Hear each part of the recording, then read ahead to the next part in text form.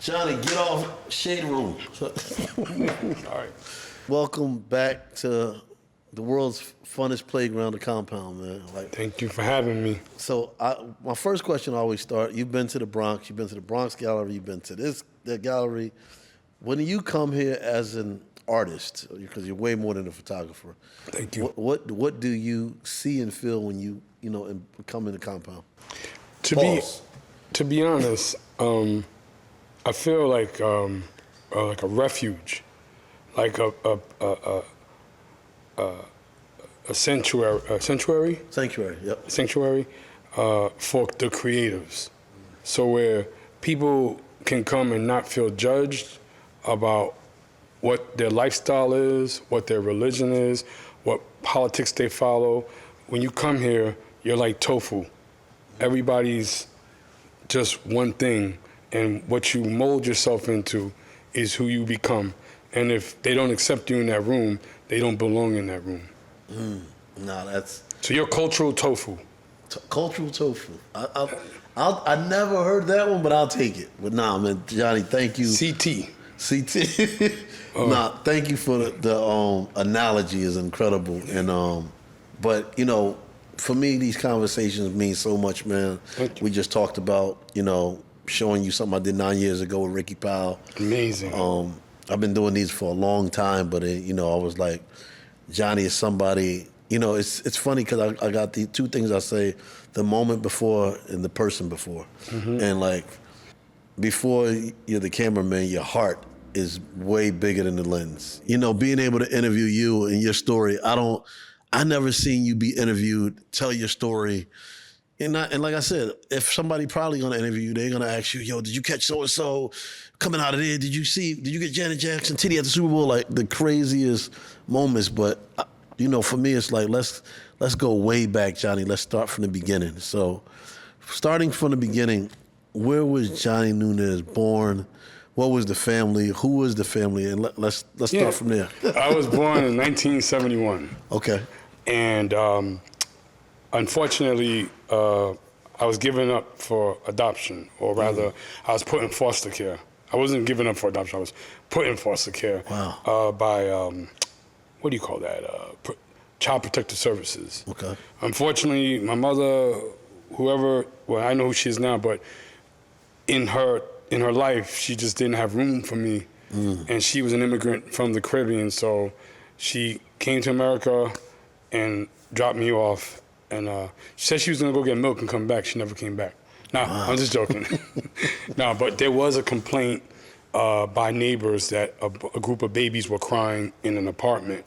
And apparently I was in some type of ghetto babysitter home. Yeah. And the woman who owned the babysitting company or whatever, if the parents didn't pay or if the parents didn't pick up their child, she'd just leave them there. Wow. So that was definitely 7:30. So apparently police and ambulance came, and they found myself and I think 2 or 3 other children dehydrated, laying in their feces and urine. And so Child Protective Services took us to foster care.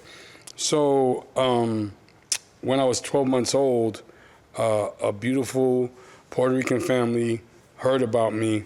And back then, they used to tell women predominantly that if you could watch this child, because I was only 12 months old, could you watch this baby till we find a place in the foster care for him to grow in?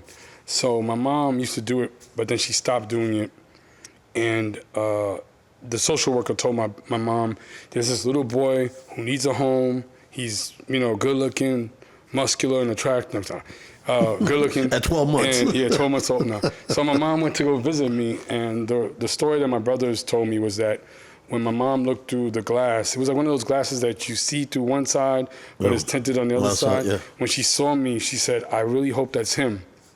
So when they picked me up and brought me to my mom, my sisters and brothers said that I lifted up my arms, like, where you been? And it was immediately love. And when I was being raised by them, it was only supposed to be for a small period of time, but my mom was like old school Puerto Rican. Ghetto Puerto Rican. Straight up thug life, you know. So when it was coming time to be in kindergarten and things of that nature, they brought me to a judge and they asked, would you like to be adopted into the Nunez family? And I was like, yeah. And I was officially Johnny Nunez when I turned 5 years old. So where was that at? Oh, what part of New York was, or where? Brooklyn, Greenpoint. Greenpoint, Brooklyn. Yeah, I think I was born in Kings County Hospital in Brooklyn. Okay. And so I grew up in a Puerto Rican household, but my mom's complexion and my dad, they were fair skinned, like, you know, light skinned. But I knew my color was like different. You know what I'm saying? Yeah. I don't. You know, we on a podcast. I don't talk crazy, but I would always tell my mom, like, "Yo, mom, I know I came from you, and you sure I'm your baby?" And she would tell me in Spanish, "You came out my chocha. Shut the fuck up. Don't ask me that question again." Basically, that means you came out of me. Don't ask me that question, despite the color. But I would go to school, I'm keeping it real with you, and I would hear, "Yo, nigga." All the time. Like, nigga. Who they Yo, talking spit. to? And all of a sudden, a rock would fly. Then a bottle would fly. And then I turn around, it would be a gang of white kids screaming, "Kill the nigger!" Like, I was like 5 years old, not 4, not 3. I was like 5, maybe 6 years old, running for like my life because back then, I don't know if back then, your parents say, go to school, you go to school. Yeah, that's it. Maybe one parent would walk 20 kids, but sometimes, most of the time, you could actually walk by yourself to school. I look back now, and I don't even know how. You made it. Yeah, so before you know it, the neighborhood I lived in, they would let their dogs out on me. So I would be like 7 years old, jumping on cars, running from dogs trying to bite me. And the nigga and the spick thing. So I would tell my mom, like, "Mom, this is, I don't even know what a spick is. I don't even know what a nigga is." Yeah. She was like, "Don't worry about that. Just go to school. I'm gonna walk you. Your brother's gonna walk you." So fast forward the story. There was 2 twin brothers, Javier and I think Jose, Javier and Julio, and they used to just bully me, just hit me, punch me for no reason, or just both of them just start beating the shit out of me. And back then, I went to PS 34, which again, I don't want to say it was a racist school, but as long as you guys are just fucking yourselves up and you ain't touching none of us, we good. Yeah, we good. So I went home, broke bloody lip, nose bleeding, told my mom who it was, and she was like, "Where did they live?" And I'm like, "Mom, look, I do not want to go I don't want no more trouble. to their hood looking like you know, I'm scared and I don't want the kids to see me." My mom's like, "Get your shit together, let's go." So she found out where they lived, and we went right to the door, not knowing if there was men there, not knowing if there was a whole bunch of women there. My mom said, "Doña, open up the door." And she opened up the door and she was like, to my mother, "Oh, hi, Doña Nunez, how's it going? Everything all right?" She's like, "Look at my son's face." And she was like, "Oh, shoot, what happened?" She goes, "Listen, bring out your kids one by one. My son's gonna fight each one of them." I'm like, "Oh my God, I ain't got skills like that, son," you know what I'm saying? And I was like, Mom. She's like, "Don't say another word. Bring them out here so that my son can fight them fair one-on-one." And then she was like, "Listen, I don't want no problems with my sons." She said, "The other alternative is me and you gonna fight." She was like, "Excuse me?" She's like, "Bring them out here or me and you gonna fight." Then she brought him out. And then I was like, shit. She was like, she was starting to cry and telling my mom, "Listen, there has to be something else we could do." Yep. She said, "You can go get a belt and whip their ass right now, right in front of my son."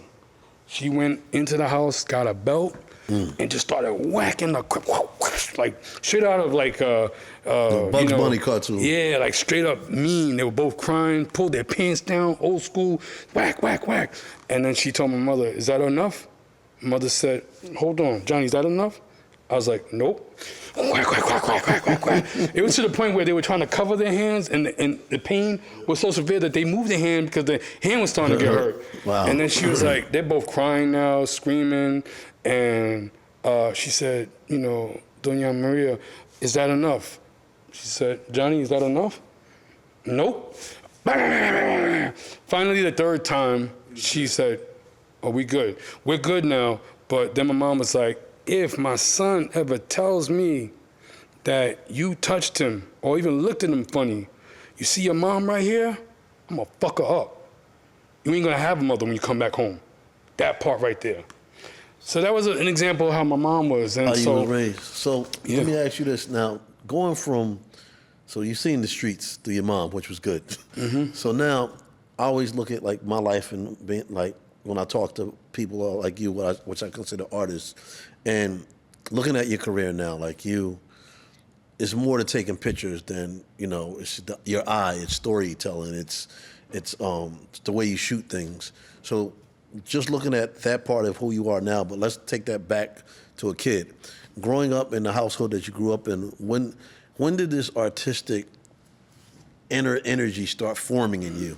Well, when I turned 13, my sister Maria was in a bad abusive relationship, and she would go and hide in Brentwood, Long Island, at my titi Ouija's house. My aunt Ouija bought a crib in Brentwood, and unfortunately, when I was 10, my mom passed away. So when my mom passed away, my dad was given the option to put me back in foster care or keep me. There were family members that said, get rid of him. But my dad decided to keep me. Thank God. Thank God to my dad. And so being that my sister was being stalked by her ex-husband or husband at the time, then my brothers were risking their freedom because when he would beat her, they would go looking to beat him. And I swear, you know that movie Terminator? Yeah, of course. You ever Sarah see somebody Connor. get stomped out on World Star? Yeah. Like you think like that's it? My brothers, my cousins, the whole entire family would beat the crap out of this dude for laying hands on my sister. And this nigga would like a week later Do the same shit. he's at my sister's door, you know? Like, finally, anyway, she moved to Brentwood and my father moved to Brentwood. So I was like, damn, I want to live in Brooklyn, but crack was starting to become an epidemic. The neighborhood was starting to look a little crazy.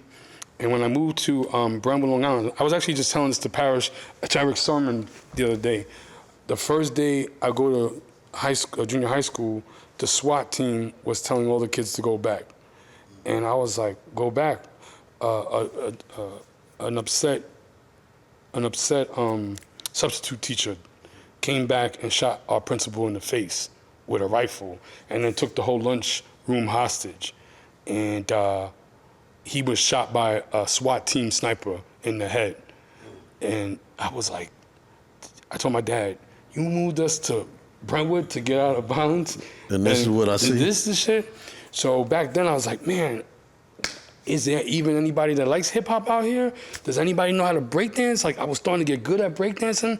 And then that's when I met my second family. My best friend, Wellington Tejeda, who is Dominican. This is where the art comes in. This is where the pure love comes in. His mother, Ben Bonilla, she took me in. I literally was adopted into my second family.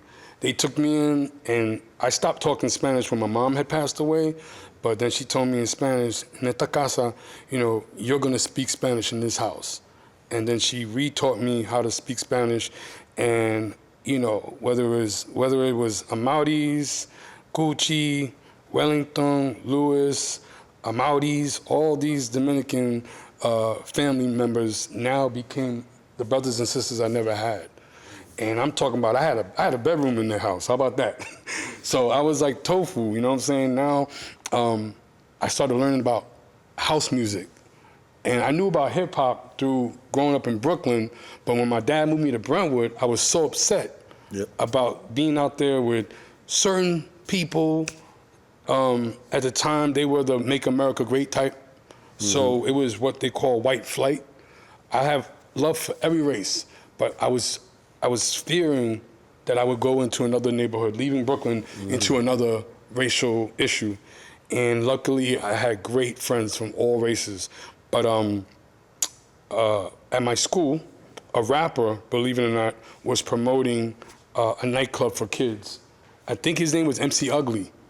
And he went, I want you, I like to.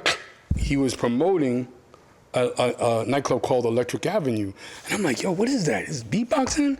And he switched his name to Biz Markie. But wait, his actual name was MC Ugly? I think way back. You know what? Don't put this in the podcast until it's already got. You can't kill the story. No. But no, I'm pretty sure. Like his name changed at some point. It changed. He lived on Noble Street, and I lived on Front Street, which was a few blocks away from Timberline Park. And then the next thing I know, as I'm at East Junior High, I see an IROC Z convertible pull up, and who it is? It's Eric Sermon, who went to the same junior high school as me. Yep.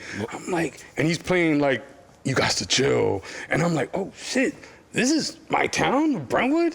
And then I heard, somebody named LL Cool J lived a few towns away from me. Yep. And then I heard about this dude named Rakim who lived in Wyandanch to a few blocks away, a few towns away. And this dude named Keith Murray who lived in Central Islip. And before you know it, I started to feel proud that I moved into Suffolk Community, and there was hip hop was here. So that began to now allow me to cultivate my art form. It was a mix of hip hop, it was a mix of house music.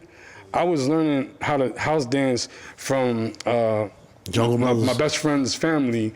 We were sneaking into nightclubs called the Red Zone, the Tunnel, the Underground. Back then, there was a lot of Dominicans, but they were not as many as they are now. But even back then, I was just like learning through their family the love of art, dance, fashion, welcoming and accepting everybody. Growing up in a Puerto Rican household, it was like tough love. Like there's love there, but it's like get ready to fight. There's no conversation. It's like you disrespected me, bam, that's the answer. Wow. Not saying that the Dominican family was the same, but what honed in my craft was that I loved to capture emotions suspended in time. We're in the same age, You're 1 year older than me, which is, we won't put the years off. There's nobody's business. 76, it's fine. No, 76ers. There's still nobody's business. I used to like the Philadelphia 76ers. But we I don't know if you know, I was born in the Bronx. I moved to Philly, but then I went back and forth my whole life to Queens and Philadelphia. So my family, I was like, dang, y'all moved me from the Bronx to Philly? Like, what are y'all doing? Like, hip-hop's just starting. But then my Uncle George lived in Queens and Laurelton in like 221st and 130 and 221st. Yeah.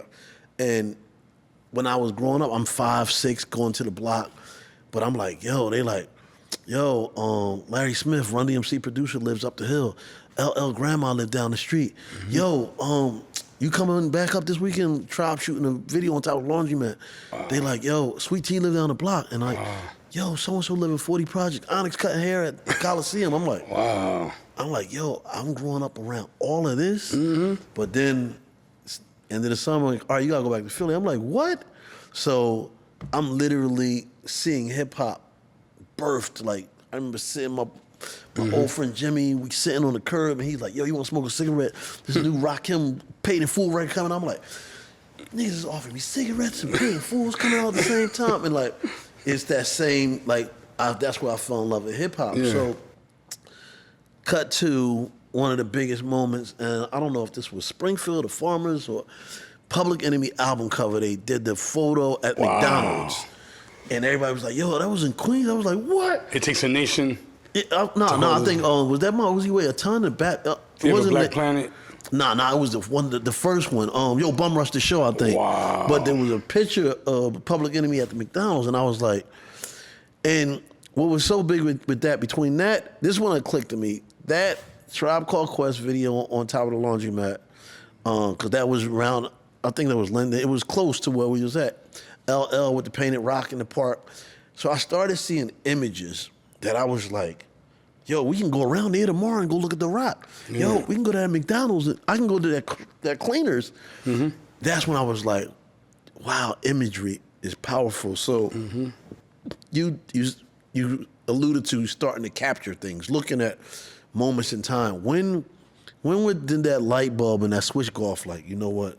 I want to capture these images of this culture. So what happened was, when you were like a little kid and public school, they once a year had you selling candy, boxes of candy. Yep. And if you sell enough, they give you points. They won't give you money, but you could, based on how many points you collected, you can then trade for something in the catalog. Yep, I remember that. So ironically, I look back and I always sold enough candy to try to get a camera. Wow. When the flash was like a stick of flashes, and it was just 4 on the top. Yeah. Yep. So that's just so you know, God planted a seed in me way, way, way long ago when I was just a child. So fast forward, as I lived in Brentwood, Long Island, I went to Suffolk Community College, and I was also told, you're in special ed, you'll never become anything, so get a factory job in Deer Park or Harpog. So after I got kicked out of a radiation therapy oncology program, I had to live in a car, homeless. I lost the girl of my dreams. I lost the education I thought I was going to complete. And where I had an apartment that I rented a room from, my landlord said that someone wanted to pay more for my room.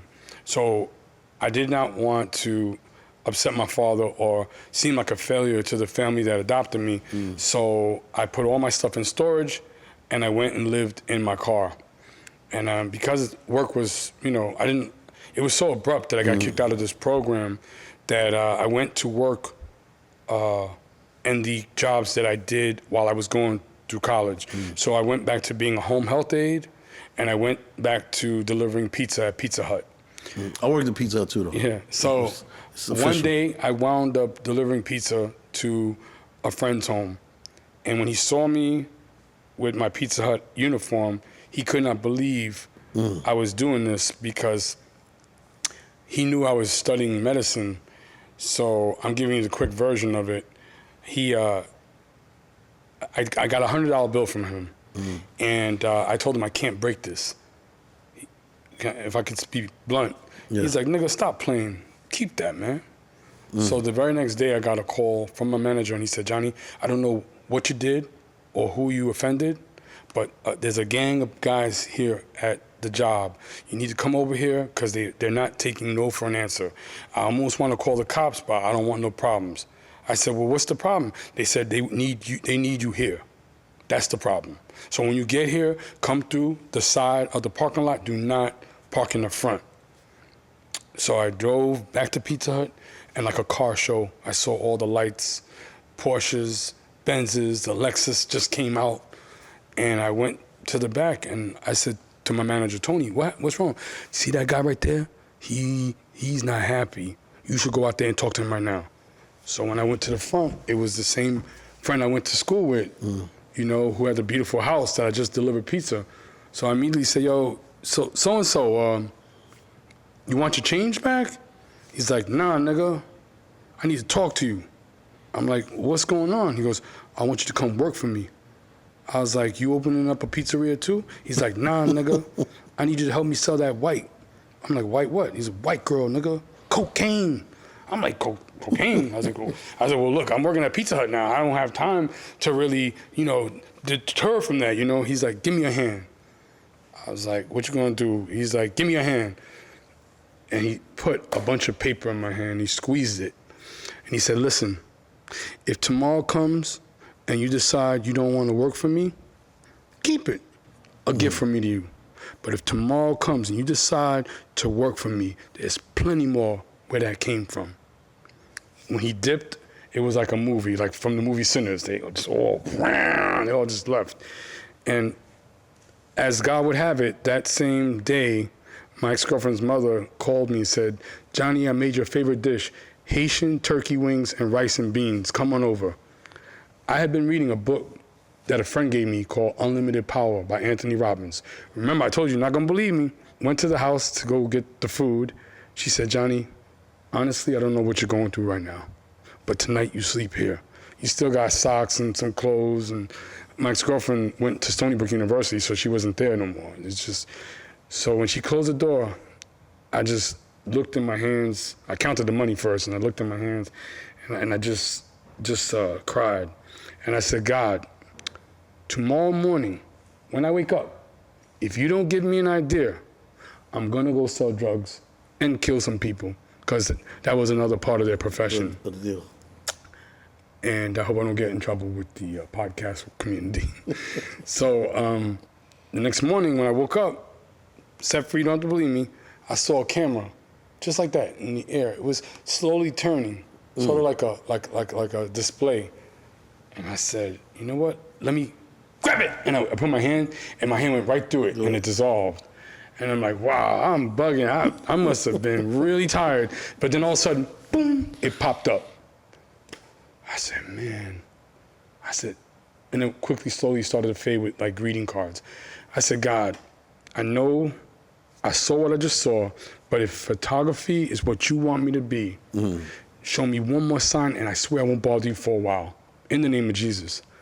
And so if you are like me, I have strong faith in my Lord and Savior. That's fair. I got hit with the Holy Spirit. I felt supernatural, like any second I was going to be speaking in tongues, and I could feel the energy, the presence of the Lord. If you never felt what it feels like to be near God like just smacked me like, yo, shut the up. You know, I told you I got you. So if you remember, I told you I was reading a book called Unlimited Power by Anthony Robbins. There was a part in the book that said, envision where you want to be in 3 years. And it will be so. So as I was at this job, another job, not Pizza Hut, reading the book illegally, I saw myself on a private jet. I saw myself in Europe. I saw myself shooting models. I saw myself working with Jay-Z and Puff Daddy and Nas and, Wu-Tang. In my mind, it just said what you want to do in the next 3 years. And photography was what I wanted to do now. Wow, so stop there. There's so much to unpack. Can I say one last thing? Let me say this before. Yeah, sure. And then you connect it with that. Yeah. Was the cash going to buy the camera that you've seen in the air? Actually, no. I think it went to school bills. Wow. I was in debt. The bank was going to freeze my account. I had a car note. Even though I was living in the car, I was in a very terrible space. Okay. I actually was so depressed-free that I wanted to murder some of the people that put me in that position. I was actually contemplating these actions that were evil. And then when a friend told me to come work for them, and they were already in that line of business, I was like, starting to put it together. This is not what God brought me to be. To do. Okay. And so, but I will say, within 2 years, I'm in a G4 private jet. Everything started on happening. my way to Paris with Damon Dash and Naomi Campbell. I'm now in Milan shooting Naomi Campbell as her personal photographer. I become the personal photographer to Jay-Z, the personal photographer to Nas, the personal photographer to Sean Combs, personal photographer to Michael Jordan, personal photographer to LeBron James, personal photographer to Bill and Hillary Clinton in certain events, personal photographer to Barack and Michelle at the White House. So through this journey, it's a thing with Johnny Nunez of like spidey senses, hustle, and talent. So fast forward to the day and through the years, before TMZ, Johnny was there. Yeah. To me, it was never no team. It wasn't no assistant.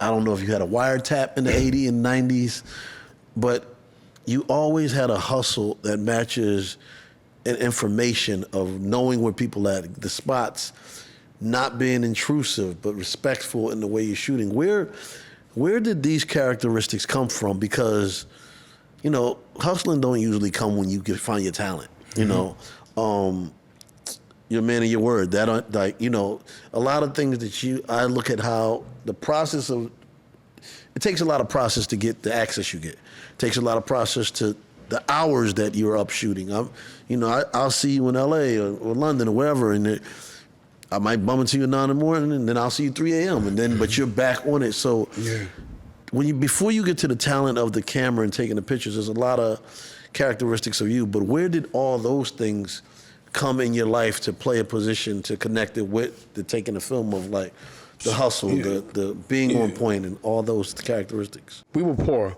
so my dad worked at a Trident bubblegum factory, so he was working all day, all night. My mom would also sell Avon. You remember Avon? Totally. So I would go with her as she was dropping off orders, and I'd see her explain, like, this is a new thing we got coming up. And, you know, people love my mom, and then people would knock at the door like 4 o'clock, 5 o'clock in the afternoon, and it would be a poor family saying that we need flour, we need sugar, and my mom would just be like, here, take it.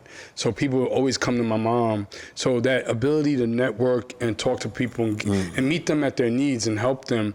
You know, my mom would give me a dime or a nickel to give to a homeless person. That charitable spirit I embody through my mom, because and the politicking. Yeah, and the politicking. So when the time came, what I didn't tell you about the Pizza Hut moment was, my boy said, yo, Johnny, in junior high school, you was always connecting the dots. You was telling this person, you know, so-and-so, you know, this person, and you would just, like, connect it and move on. He goes, I need that on my team. I need something I can rely on. So was the qualities that he seen, you seen through your mom is what, you know, because, like, I look at Johnny Nunez, I always look at, like, even with me, it's like Set Free the brand, Compound the brand. It's like Johnny Nunez, a photographer, but it takes way more than just what you're doing, the shooting, and all these other traits that you had, you know, seen from your mom, seen from the dude that put the money in your hand, that they seen in you to now become who you are. Yeah, the network, Set Free, the network makes the net worth. There's a company right now, I won't say the name, they're worth $16 billion, and I'm because of that. Bringing the right people, bringing the money to the project, bringing the project to the money, that's just innate. Like, it's a part of who you are. Yeah. Before the camera. I love helping people, you know. So let me ask you this. So now the story's coming, and we're seeing the road. You got the vision from God and your Lord and Savior Jesus Christ to the camera. You got enough money to get out of the hole. Yeah. So you could breathe now. Yeah. But then your vision of your 3-year plan came from, okay, I'm on the Jets and Naomi Campbell.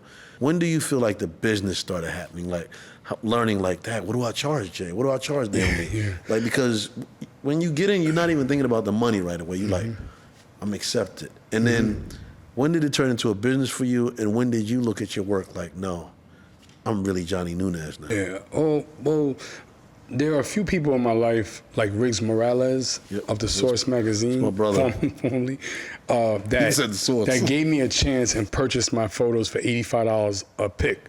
Wow. There was coast to coast at the Source, and there was In the Mix in Vibe magazine.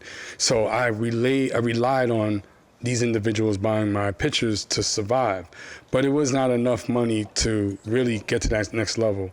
So in 2000. I would like to say 2001, digital cameras started coming out. And I had an agent at the time, her name was Kim Fan, one of my best friends. She was always trying to plug me into gigs and stuff. And I had a lot of great experience, a lot of great opportunity through friends like Chris Chambers to help direct my craft. But when the digital era started, I began to see a lot of photographers that were not familiar. And despite being at a thug life hip hop party in the middle of the night, I started seeing more and more white photographers. And I was like, this isn't like the type of, you know, Mobb Deep, you know, party, you know, factory, warehouse. This ain't the type of space that you would see some of these photographers. I mean, shout out to all races. But later on, I found out that there was a new site coming up called Wire Image. There was another one called Getty. And when the publicist for Fat Farm and Baby Fat said to me, Johnny, even though you're Russell and Kamara's personal photographer, we need you to be able to service to Getty and Wire. I'm like, what do you mean? You have to service to Getty and Wire or we can't use you. I'm like, well, what's so special about that?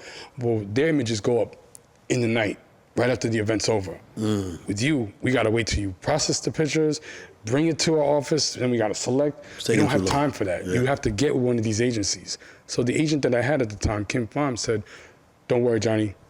The owners of Wire, one of them is the best friend of my best friend's husband. I met with Josh Tang, of the founder of Wire Image, one of the founders, and he told me, Johnny, we could do 3 things. We can get married, we can get engaged, or we could date. What do you want to do? If I can't make you what you make in 1 month in one day, you can give me back the camera. But if you decide to stay with me and work with us, well, then watch what we're going to do together. So I joined with Wire Image, I think in 2002, and Josh never lied. We was just killing it. My pictures were everywhere. And now I'm traveling the world, Paris, Africa. I even shot Nelson Mandela's 85th birthday in South Africa, hanging out with Sir Richard Granson and U2's lead singer Bono. That's the real shit, you know? Yeah. And again, it was the alignment of being at the right place at the right time. And then when Getty bought Wire in 2007, I was grandfathered as a founding contributor. So I'm a partner, you know, of Getty and Wire. So now, Johnny, you're in the game. A lot of people's personal photographer. The shots are there. Wire's up there. Artists are starting to, by this time, you know, emails, sending in for photos and stuff. Taking all these images and you have became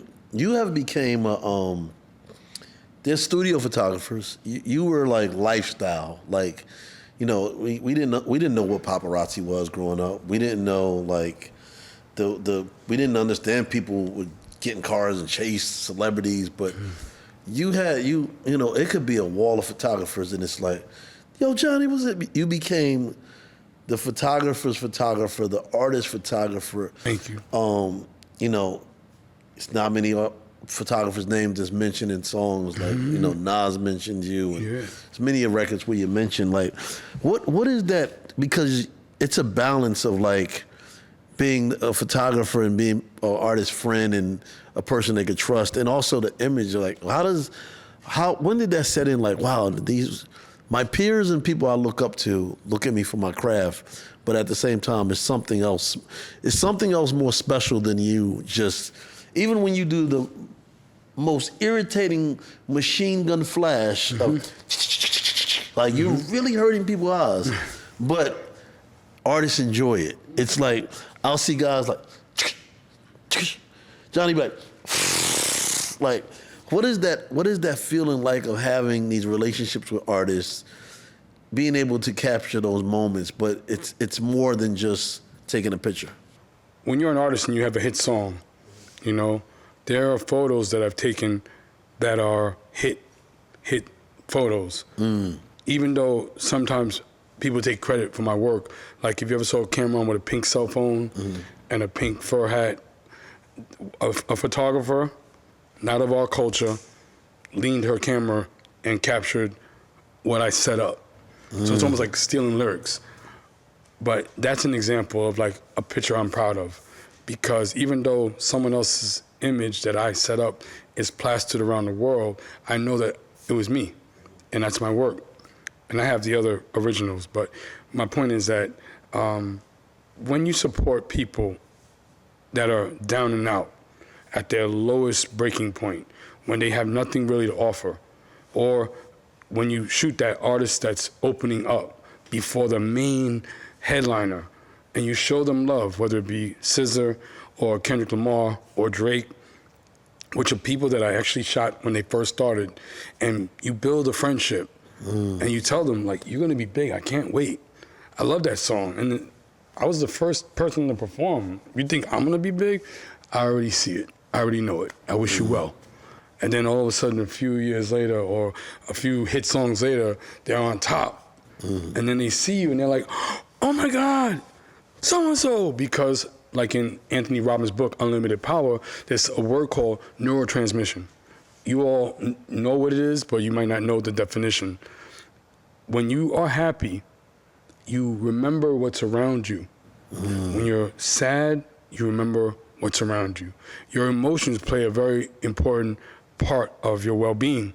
And for me, luckily, I shot artists when A$AP Rocky, A$AP Ferg, A$AP Mob were just like running through the streets of the Lower East Side and Harlem, doing all kind of artsy, crazy stuff that Free would probably be doing, and creative stuff. But they remembered me, and now, billions of dollars later, hit songs later, movies and all kind of fashion, and they're like Pharrell and the Neptunes.